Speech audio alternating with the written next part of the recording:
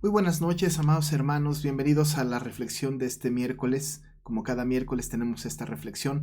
Me da mucho gusto saludarles a todos ustedes que nos están viendo, que están viendo esto en vivo ahora, miércoles, que nos estarán viendo seguramente en algún momento con esta meditación grabada, con esta reflexión grabada. Las reflexiones que hacemos cada miércoles son breves, son de corto tiempo y solamente es para que entre semana tengamos también palabra del Señor que nos ayude a distinguir entre las verdades bíblicas y la voluntad del Señor para nuestras vidas. En esta serie de reflexiones que hemos tenido desde el inicio de este año, hemos estado reflexionando sobre la oración modelo, la oración del Padre Nuestro, la oración que el Señor nos ha dado para que podamos nosotros estar pues alineados en lo que el Señor ha determinado para nosotros cuando nos dirijamos a Él. Hemos visto muchas cosas al respecto de la oración modelo que le llamamos, pero antes de empezar me gustaría hacer una breve oración para que después entremos justamente al final de esta serie de reflexiones. Vamos a orar entonces, le invito a que incline su rostro. Padre, te damos muchas gracias por el tiempo que nos has permitido tener para reflexionar sobre esto en particular. Esta oración, Señor, que Jesús nos enseñó, que enseñó a sus discípulos y a la postre a nosotros, para que tengamos una mejor orientación respecto de cómo debe de ser nuestra oración correcta. Ayúdanos, Señor, para que podamos caminar en este camino. Ayúdanos para que podamos orar correctamente y tener un concepto de la oración como tú quieres que lo tengamos. Padre, quédate con nosotros en este tiempo y bendice a mis hermanos allá que nos están escuchando y viendo y permite que la iglesia siga siendo edificada a través de tu palabra. Lo pedimos en el nombre de Jesús. Amén. Pues muy bien, amados hermanos, hemos estado hablando de esta oración modelo, esta oración del Señor, y bien vale la pena que vayamos a la Escritura y la veamos en su totalidad, ya no en sus porciones, pero ciertamente en su totalidad. Así que me voy a permitir leer esta oración, tal y como está escrita en el Evangelio según San Mateo en el capítulo 6 y vamos a tener esta lectura. Evidentemente también encontramos esto en el Evangelio según San Lucas como Evangelio sinóptico con algunas pequeñas, muy pequeñas variaciones que no alteran desde luego el sentido de la oración que el Señor enseñó a sus discípulos. Muy bien, pues entonces en esta porción de Mateo 6 voy a leer pues desde el versículo número 5, voy a ir ahí desde el versículo número 5 hasta el versículo número 13. Así que ponga usted atención y tenga su Biblia a la mano para que pueda leer juntamente conmigo. Dice, y cuando ores, esto lo dice el Señor Jesús, no seas como los hipócritas, porque ellos aman el orar en pie en las sinagogas y en las esquinas de las calles para ser vistos de los hombres. De cierto os digo que ya tienen su recompensa. Mas tú cuando ores, entra en tu aposento y cerrada la puerta, ora a tu Padre que está en secreto y tu Padre que ve en lo secreto te recompensará en público. Y orando, no uséis vanas repeticiones, como los gentiles que piensan que por su palabrería serán oídos. No os hagáis pues semejantes a ellos, porque vuestro Padre sabe de qué cosas tenéis necesidad antes que vosotros le pidáis. Vosotros pues oraréis así: Padre nuestro que estás en los cielos, santificado sea tu nombre. Venga tu reino. Hágase tu voluntad como en el cielo, así también en la tierra. El pan nuestro de cada día dánoslo hoy. Y perdónanos nuestras deudas como también nosotros perdonamos a nuestros deudores. Y no nos metas en tentación, mas líbranos del mal, porque tuyo es el reino, y el poder y la gloria por todos los siglos. Amén. Esta puede ser una lectura en realidad muy repetitiva, la hemos repetido en porciones, la hemos repetido en su totalidad a lo largo de estos meses ya de reflexión sobre el Padre Nuestro. No hay duda que cada que la leemos tiene que tener un sentido para nosotros espiritual importante. Tenemos que evitar, como dice el mismo Señor Jesucristo, como dice el texto, que no usemos vanas palabrerías. Tenemos que evitar que la aprendamos de memoria y que después no signifique nada para nosotros. Eso es algo que tenemos que evitar. Pero una de las cosas que han sido importantes a lo largo de este tiempo, en esta reflexión, es que los discípulos, y a la larga nosotros, estamos queriendo aprender cómo orar. Esto, al decirlo, queda implicado desde luego que no sabemos cómo hacerlo. Todavía estamos en pañales. Hemos estado estudiando cómo es que el Señor enseñó estos principios de oración que son vitales para nuestra vida, pero todavía seguimos teniendo algunas dudas o algunas ideas, algunos paradigmas que tienen que ver con la oración. Hemos caído en errores como pensar que en la oración negociamos con Dios. Hemos caído en errores de pensar que para qué orar al Señor aquello que Él ya sabe que nos va a dar. Caemos también en el error de pensar que si Dios es soberano y todo lo tiene bajo control, toda la historia de la humanidad la tiene bajo control, entonces ¿para qué orar? ¿Para qué vamos a orar si Él ya sabe lo que va a suceder mañana y pasado mañana? O ya sabe qué va a pasar con nuestra enfermedad, o ya sabe qué va a pasar con nuestras circunstancias porque ya las hizo. ¿Para qué entonces orar? A partir de este tipo de cuestionamientos y con el Padre Nuestro como contexto, tenemos nosotros que afirmar que la oración es una necesidad del creyente y es una instrucción de parte de Dios para cada uno de nosotros. Podamos entender o no podamos entender nosotros el asunto de la oración, el misterio de la oración en cuanto a que lo que nosotros pedimos, agradecemos, alabamos, etcétera, llega a la presencia de Dios, y a pesar de que Él ya tiene conocimiento de lo que va a suceder, a pesar de esto, nosotros tenemos que seguir orando. Hay algunas cosas que quiero mencionar entonces en esta reflexión que deben de quedarnos como muy claras a nosotros. Una de las primeras cosas, y como contexto de este tema, de esta reflexión, tiene que ver con si es verdad que el Señor tiene ya por decretado todo lo que ha de suceder. Esto es muy importante porque depende de esto nuestro acercamiento a Dios para orar. ¿Es que el Señor ya sabe lo que va a suceder mañana? ¿Sabe lo que va a suceder en un mes? ¿Sabe lo que va a suceder con nuestra salud, con nuestra enfermedad, con nuestra situación económica, con nuestra situación en el trabajo, en la casa, en la situación en la iglesia? Él sabe lo que va a pasar con respecto a la naturaleza. Él sabe lo que va a pasar con respecto a las guerras. ¿Sabe lo que va a pasar? La respuesta, evidentemente, usted ya la sabe. Por supuesto que Dios sabe estas cosas. Uno de los atributos de Dios es la omnisciencia y Él sabe lo que va a suceder. El Salmo 139 nos ha dejado claro que Él conoce antes de que salga la palabra de nuestra boca, la sabe toda. También sabe, y nosotros sabemos, que Él sabe lo que va a pasar en el futuro porque Él ya lo hizo. Nosotros tenemos un Dios atemporal. Lo que va a pasar mañana y pasado mañana, Dios ya lo hizo. Ya está dentro de su decreto eterno. Ninguna cosa que vaya a suceder le sorprende a Dios. Dios no está pensando en qué haré mañana. No está supeditado a lo que pase hoy. Él no está pensando, vamos a ver qué sucede hoy para planear mañana. Nosotros estamos sujetos a eso, desde luego. Para que nosotros podamos planear lo que va a suceder mañana, en una semana, en un año, en 5, o lo que sea, necesitamos estar dando alguna interpretación del presente. Tenemos que tener una especie de termómetro del presente para poder medir un poco la temperatura, llamémoslo así, para poder planear hacia el futuro. Somos así. ¿Por qué? Porque somos temporales, mortales, dependemos del tiempo y no tenemos una visión hacia el futuro. Pero Dios no. Dios no va midiendo los tiempos y a partir de esto determinando lo que va a suceder. Todo lo que ha de suceder lo ha decretado antes de la fundación del mundo. Hasta el movimiento de la más mínima molécula, el Señor ya la tiene decretada. No hay una sola cosa que suceda que el Señor no haya decretado. Aún, ¿verdad? Aún las flores del campo, aún las hojas de los árboles, no caen si no haya sido el decreto y la voluntad del Señor. Una verdad absoluta es que al Señor no le sorprende nada y que Él no se maneja por las circunstancias de la humanidad. Así que lo que está pasando mañana, en unas horas, en una semana, en un mes o en el futuro más lejano, Dios ya lo tiene contemplado porque ya lo hizo. Esto desde luego nos tiene que generar a nosotros esta sensación de gratitud y de dependencia a nuestro Señor. Porque no sabemos lo que nos depara el futuro, hermano, no sabemos lo que nos depara el futuro. Pero una cosa sí sabemos, ahí va a estar Dios. Y el Señor que hizo la historia y que nos ha rescatado, ahí va a estar, sin duda alguna. Él no se quita de su creación y sigue estando presente, dirigiendo con su sabiduría eterna y por su decreto eterno todas aquellas cosas que han de suceder. Así que en primer lugar, y es muy importante saber, que el Señor tiene por decretado lo que va a suceder. Así que cuando nosotros estamos haciendo alguna petición o estamos poniéndonos delante del Señor, suplicando por algo, ¿verdad? Si el Señor ha decretado que suceda lo contrario de lo que estamos pidiendo, eso va a suceder. Eso va a suceder. No sucederá lo que nosotros pedimos, sucederá lo que Él pide. En algunas ocasiones, nuestra petición está acorde a su voluntad.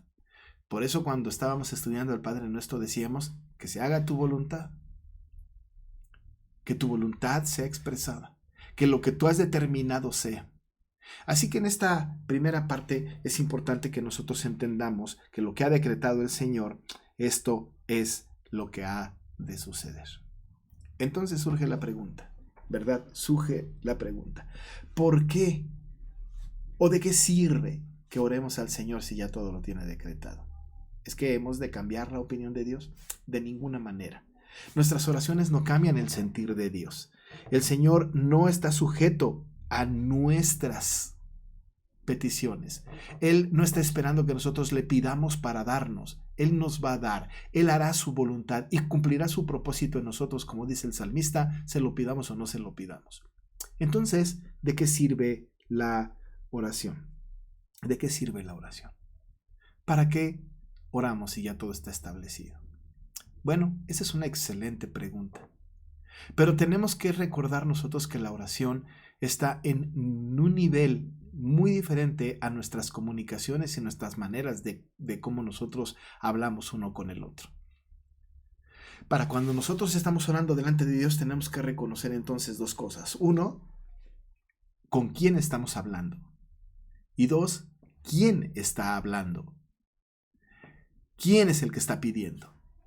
Es ponernos en la justa dimensión. Dios está en los cielos, Dios está en la eternidad. Así nos enseñó a orar el Señor desde el principio en el Padre Nuestro. Padre nuestro que estás en los cielos. Sabemos la ubicación de Dios. Estamos nosotros ubicando al Señor justamente en un lugar que está más allá de nuestra propia capacidad, porque Él es el trascendente, es el omnipotente, es el poderoso. Es Dios que controla la historia, no la pasada solo ni la presente solo, sino la futura hasta que Cristo venga. Tenemos que ser conscientes de que nos dirigimos a Dios. ¿Con quién estamos hablando? Estamos hablando con Él. Pero por otro lado tenemos que ser conscientes de que quién está hablando. Y quien está hablando, quien está pidiendo, ¿verdad? Quien está orando somos nosotros, criaturas sujetas al Señor. Sin embargo, el Señor ha establecido en su palabra que quiere que nosotros pidamos. Así que una de las primeras cosas que quiero mencionar con ustedes es, Dios ha decretado que la oración sea un medio para que Él sea honrado. En ningún momento vamos a hablar o vamos a tocar algún punto en donde diga que la oración es, ¿verdad?, algo que sirve para negociar con Dios cualquier cosa. Primero, Él tiene que ser honrado. Él ha hecho la oración como ha hecho cualquier otra cosa devocional y litúrgica en nuestras vidas para su propia gloria y su propia honra. Por eso cuando el Señor nos enseñó a orar decía, Padre nuestro que estás en los cielos, santificado sea tu nombre. Pedimos que tu nombre sea santificado, que nuestra devoción, nuestro acercamiento a ti sea siempre de santificar, de glorificar, de exaltar, de honrar tu nombre. La razón por la que nosotros oramos es para que el nombre del Señor sea exaltado, sea honrado. En la oración nosotros reconocemos que Dios es el soberano y que nosotros somos sus criaturas. Dios está en los cielos, en su trono, y nosotros en la tierra.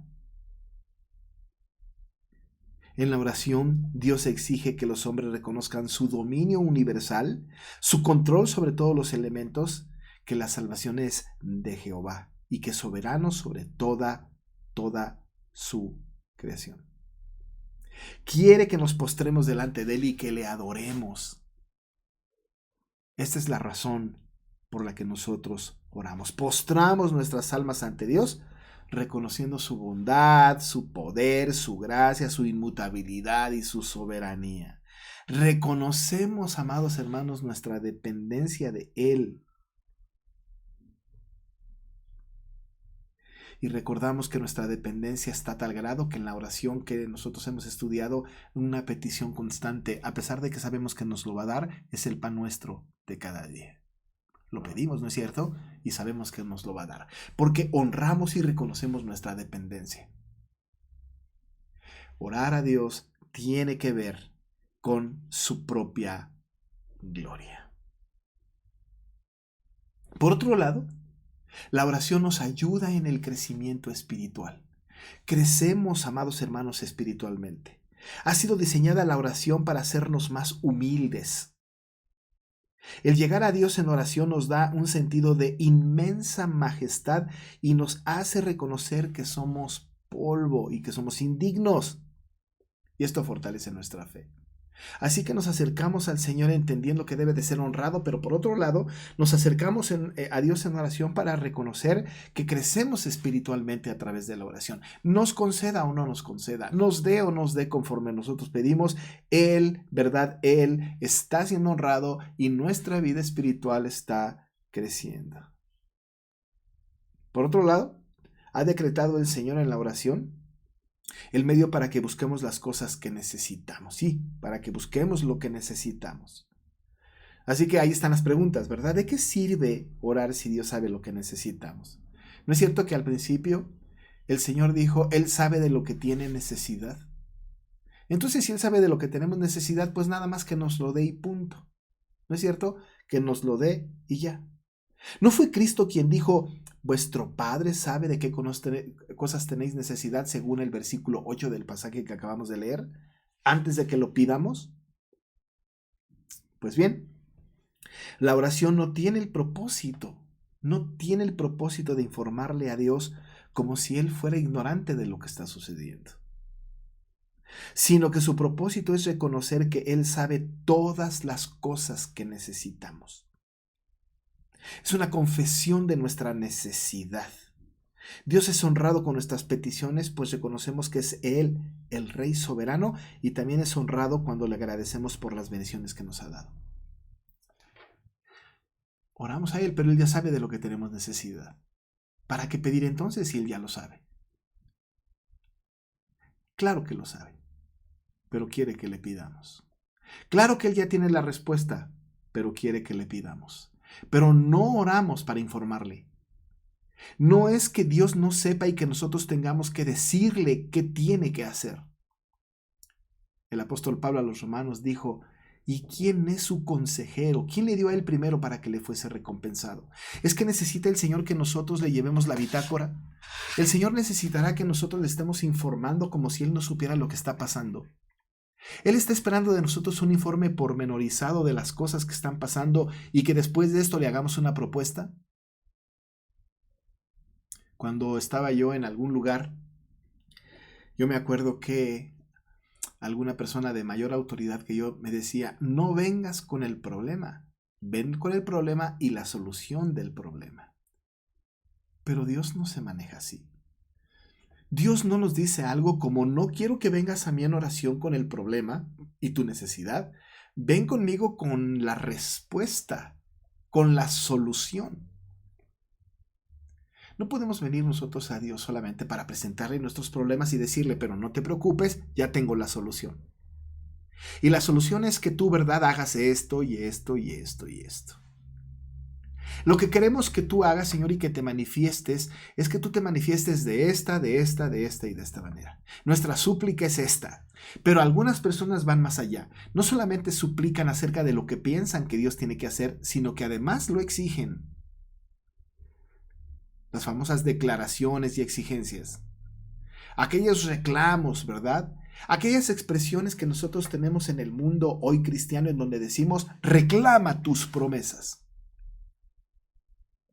Exige a Dios lo que te ha prometido. Hay algunas ocasiones, hay algunas oraciones que verdaderamente están con absolutos en la Biblia. Cuando nosotros oramos en confesión, por ejemplo, evidentemente hay un absoluto ahí.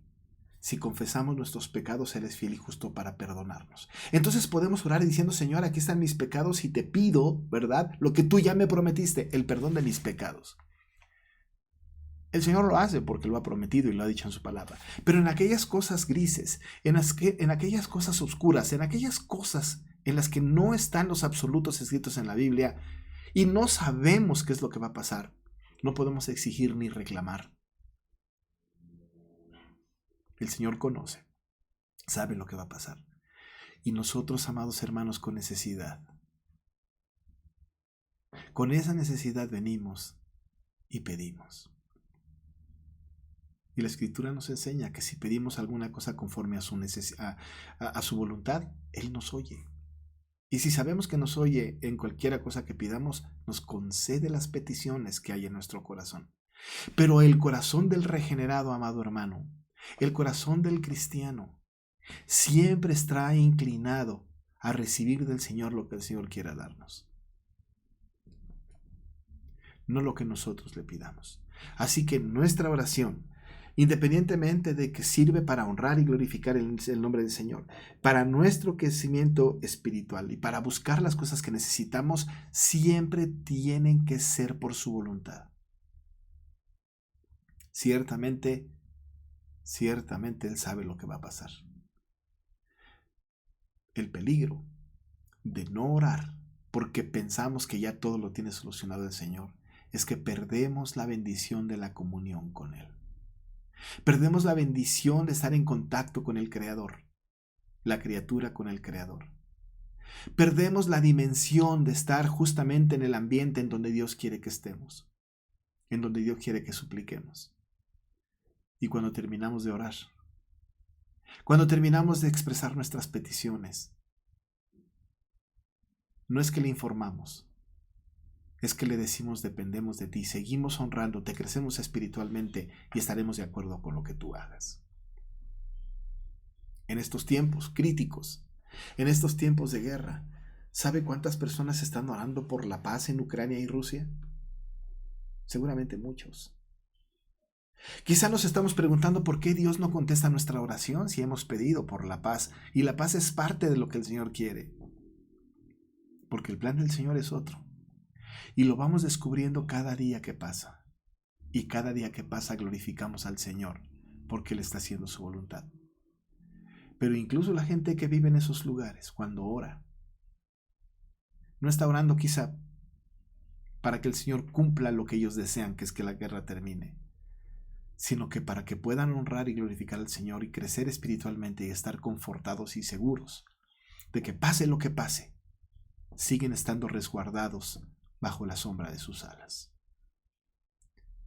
En menor escala y nosotros pedimos cosas que necesitamos, una respuesta, una salud, una situación particular.